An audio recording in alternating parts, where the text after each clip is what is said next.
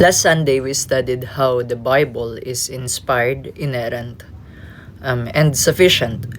So, if the Holy Scripture is inspired, inerrant, and sufficient, then follows a crucial question.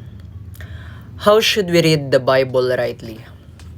Many errors in the Christian life do not come from rejecting Scripture, but from misreading it.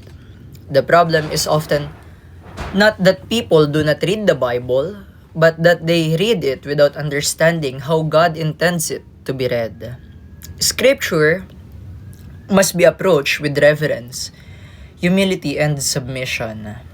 So, number one, the first principle that we should know in reading the Bible rightly is we read the Bible as God's Word, not man's opinion.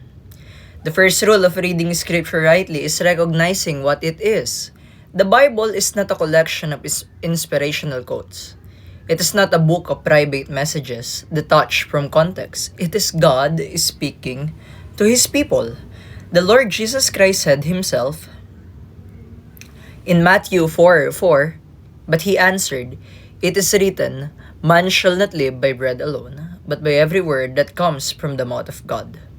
And so to read the Scripture rightly is to listen to God Himself. This requires humility. We do not approach the Bible to confirm our ideas. We come to be corrected by God's truth. And so the second principle that we should know in reading the Bible rightly is we read the Bible in context. God did not give His word in random fragments. Every passage has a historical context, a literary context, a redemptive context. The Apostle Paul warns in 2 Timothy 2:15, "Do your best to present yourself to God as one approved, a worker who has no need to be ashamed, rightly handing the word of truth." To read the Scripture rightly, we must ask, who is speaking? To whom? About what? And why? Text without context becomes pretext. And the third principle that we should know is we should read the Bible with the Lord Jesus Christ at the center. All Scripture points to the Lord Jesus Christ. The Lord Himself taught this after His resurrection. In the Gospel of St. Luke 24:27, it says, "And beginning with Moses and all the prophets, He interpreted to them in all the Scriptures the things concerning Himself." The law reveals our sins. The prophets reveal God's promises. The Gospels reveal the Lord Jesus Christ fulfilled, and the epistle explains the Lord Jesus Christ applied. And so to read the Bible rightly is to see the Lord as the center of God's redemptive plan. The fourth principle is we should distinguish the law and the gospel. One of the most important principles in reading Scripture rightly is distinguishing between law and the gospel.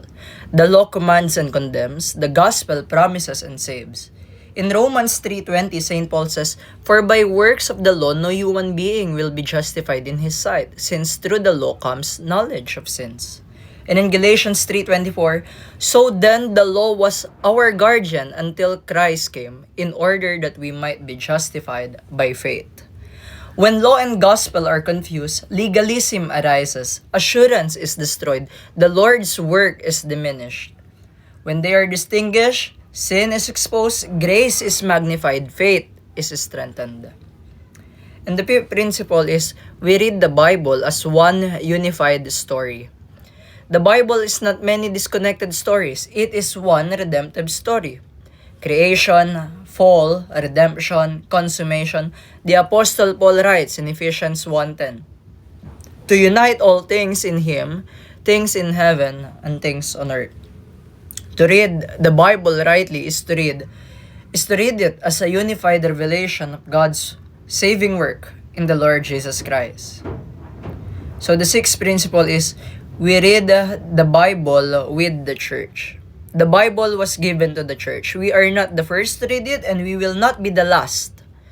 The Ethiopian eunuch asked a vital question in the Acts of the Apostles, chapter 8, verses 30 to 31, that says and states, "So Philip ran to him and heard him reading Isaiah the prophet and asked, 'Do you understand what you are reading?' And he said, "How can I unless someone guides me?" Yes, private reading is necessary. Public teaching is essential. And the church helps guard us from error and pride. And the seventh principle is we read the Bible for faith and obedience. Scripture is not given merely to inform the mind. It is given to transform our lives. In James 1:22 it says, "But be doers of the word and not hearers only, deceiving yourselves."